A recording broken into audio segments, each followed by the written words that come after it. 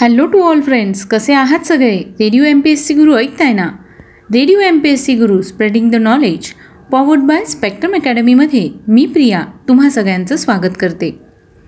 चला तर मग मित्रांनो, आजच्या दिवसाची सुरुवात एक सुंदर आणि प्रेरणादायी विचार ऐकून करूया. ऐकूया आजचं विचारधन. नवं काहीतरी शिकण्यासाठी मिळालेला वेळ म्हणजे सुट्टी. तर मित्रांनो, तसं बघायला गेलं तर 15 दिवसाचा लॉकडाऊन लागलेलाच आहे. म्हणजेच काय तर तुम्हाला 15 दिवसांची सुट्टी मिळालेली आहे. मग या 15 दिवसांच्या कालावधीत नवीन काहीतरी शिकायला काय हरकत आहे, याचा नक्की विचार करा. यानंतर ऐकूया आजचं दिनविशेष हे सत्र. दिनविशेष या सत्रामध्ये आपण जन्म, मृत्यू आणि काही महत्त्वाच्या घटना याविषयीची माहिती घेत असतो. अशा काही घटना ज्या इतिहासात अजर अमर झाल्या आहेत. एकूणच काय तर आत्ताचा क्षण हा पुढच्या सेकंदाला इतिहास होत असतो. यातले काहीच क्षण जगाला विशेष म्हणून अजर अमर होतात. चला तर मग जाणून घेऊया आजच्या दिवसाची विशेष गोष्ट आजच्या 4 मेच्या दिनविशेष या सत्रात.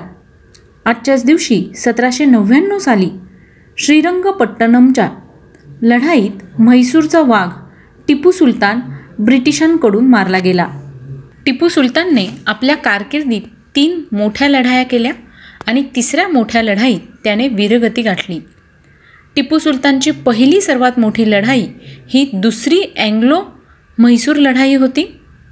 यानंतर टिपू सुलतानची तिसरी म्हणजेच अँग्लो म्हैसूर लढाई ही ब्रिटिश सैन्याविरुद्धची दुसरी सर्वात मोठी लढाई होती. यानंतर 1799 चौथी अँग्लो म्हैसूर लढाई झाली. ही टिपू सुलतानची तिसरी सर्वात मोठी लढाई होती. यात टिपू सुलतानने ब्रिटिश सैन्याविरुद्ध जिगरीची लढाई केली, पण या युद्धात त्याला मोठा पराभव पत्करावा लागला. यात त्याने म्हैसूर साम्राज्याला गमावले आणि यात त्याचा मृत्यू देखील झाला. टिपू सुलतान याचा जन्म 20 नोव्हेंबर 1750 रोजी झाला. यानंतर वळूया पुढच्या घटनेकडे. आजच्याच दिवशी 1854 साली भारतातील पहिले टपाल तिकीट प्रकाशित झाले. आजच्याच दिवशी 1904 साली अमेरिकेने पनामा कालव्याच्या बांधकामास सुरुवात केली. पनामा कालवा हा मध्य अमेरिकेच्या पनामा देशामधील एक कृत्रिम कालवा आहे. हा कालवा अटलांटिक महासागराच्या कॅरेबियन समुद्राला प्रशांत महासागरासोबत जोडतो. 1914 साली वाहतुकीसाठी खुला करण्यात आलेला पनामा कालवा जगातील सर्वात महत्त्वाच्या व वर्दळीच्या जलमार्गांपैकी एक आहे. हा कालवा वापरणाऱ्या जहाजांची वार्षिक संख्या 1914 साली 1000 होती, तर 2008 पर्यंत ही संख्या 14,702 पर्यंत पोहोचली. 2008 सालापर्यंत एकूण 8.15 लाख जहाजांनी पनामा कालव्याचा वापर केला होता. या कालव्याची लांबी 77.1 किलोमीटर असून याचा प्रथम वापर 15 ऑगस्ट 1914 साली करण्यात आला होता. अमेरिकन स्थापत्य अभियांत्रिकी संघटनेने पनामा कालव्याचा आपल्या जगातील 7 नवी आश्चर्य ह्या यादीमध्ये समावेश केला आहे. यानंतर वळूया पुढच्या घटनेकडे. आजच्याच दिवशी 1910 साली रॉयल कॅनेडियन नेव्हीची स्थापना करण्यात आली. आजच्याच दिवशी 1959 साली पहिले ग्रॅमी पुरस्कार आयोजित करण्यात आले. ग्रॅमी पुरस्कार हा अमेरिका देशामधील national academy of recording arts and science ह्या संस्थेतर्फे दिला जाणारा एक वार्षिक पुरस्कार आहे. ग्रॅमी पुरस्कार संगीतातील त्या वर्षीच्या सर्वोत्तम योगदानासाठी दिला जातो व तो जगातील एक आघाडीचा पुरस्कार मानला जातो. पहिला ग्रॅमी पुरस्कार वितरण सोहळा 4 मे 1959 रोजी अमेरिकेच्या लॉस एंजलिस व न्यूयॉर्क या शहरांमध्ये साजरा झाला.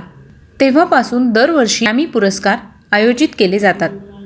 2004 पासून हा सोहळा लॉस एंजलिसच्या स्टेपल सेंटरमध्ये भरवला जातो. यानंतर वळूया पुढच्या घटनेकडे. आजच्याच दिवशी 1967 साली श्री क्षेत्र त्र्यंबकेश्वर नाशिक येथील मंदिरात जाऊन देवाची पूजा करण्याचा अधिकार सर्वांना आहे, असा उच्च न्यायालयाने निर्णय दिला. आजच्याच दिवशी 1979 साली मार्गारेट थॅचर युनायटेड किंगडमच्या पहिल्या महिला पंतप्रधान बनल्या. 1989 साली सर्व पंचायत समित्यांमध्ये महिलांसाठी 30% जागा राखीव अशी घोषणा पंतप्रधान राजीव गांधी यांनी केली. आजच्याच दिवशी 1992 साली संगीतकार भूपेन हजारिका यांना दादासाहेब फाळके पुरस्कार जाहीर करण्यात आला. 1995 महाराष्ट्र राज्य मंत्रिमंडळाने बॉम्बे हे नाव बदलून मुंबई असं नामकरण करण्याचा निर्णय घेतला. 1996 जागतिक वेटलिफ्टिंग स्पर्धेत भारताला 6 तर एन कुंजरानी देवीला 2 रौप्य पदके मिळाली. कुंजरानी देवी ह्या एक भारतीय वेटलिफ्टर आहे.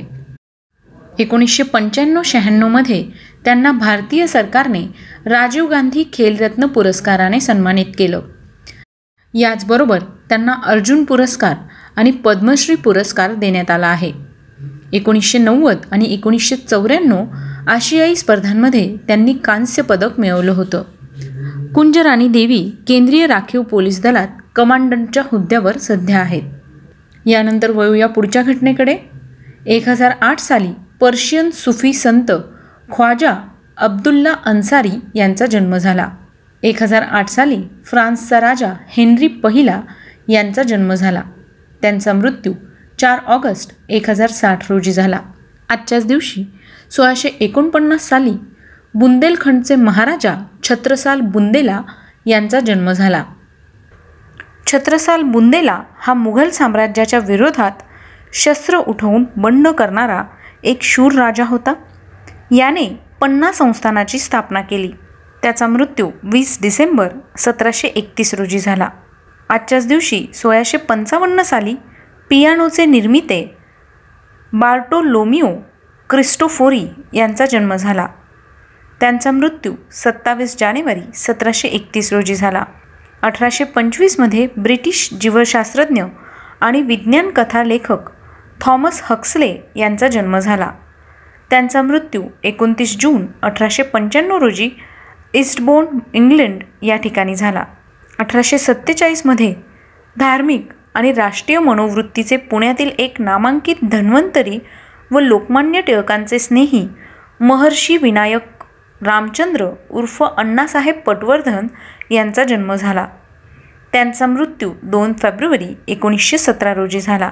आजच्याच दिवशी 1945 ज्येष्ठ पत्रकार एन राम यांचा जन्म झाला.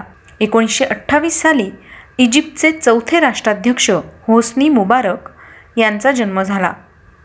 1929 साली ब्रिटिश अभिनेत्री, संयुक्त राष्ट्रांच्या बालक निधीच्या युनिसेफ सदिच्छा प्रतिनिधी ऑड्रे हेपबर्न यांचा जन्म झाला.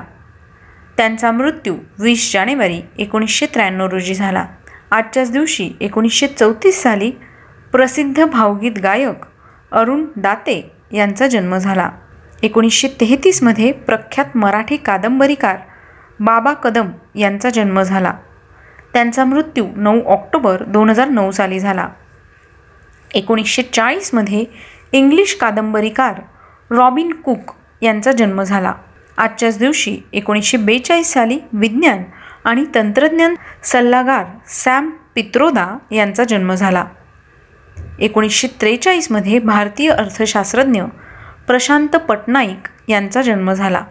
1667 दाक्षिणात्य संगीतकार त्यागराज यांचा जन्म झाला. त्यांचा मृत्यू 6 जानेवारी 1847 रोजी झाला.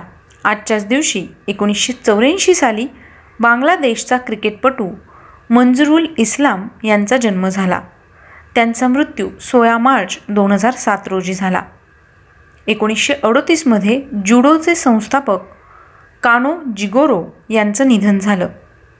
त्यांचा जन्म 28 ऑक्टोबर 1860 रोजी झाला. 1980 आधुनिक कवी, चतुरस्त्र लेखक, पत्रकार आणि नाटककार अनंत कानेटकर उर्फ आत्माराम यांचं निधन झालं. 1968 साली बंगाली साहित्यिक आशुतोष मुखोपाध्याय यांचं निधन झालं. आजच्याच दिवशी 1980 साली युगोस्लाव्हियाचे पहिले राष्ट्राध्यक्ष जोसेफ टिटो यांचं निधन झालं.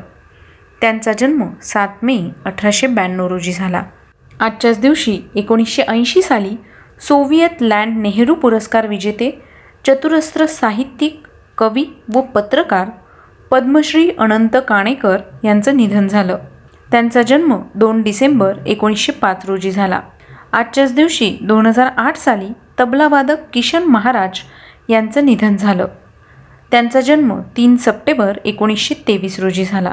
तर मित्रांनो, ही होती आजच्या दिवसाची विशेष गोष्ट, म्हणजेच आजचं दिनविशेष हे सत्र. चला तर मग उद्या पुन्हा भेटूया दिनविशेष या सत्रात.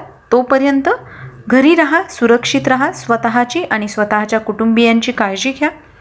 कोरोना संसर्ग होऊ नये म्हणून आवश्यक ते नियम काटेकोरपणे पाळा.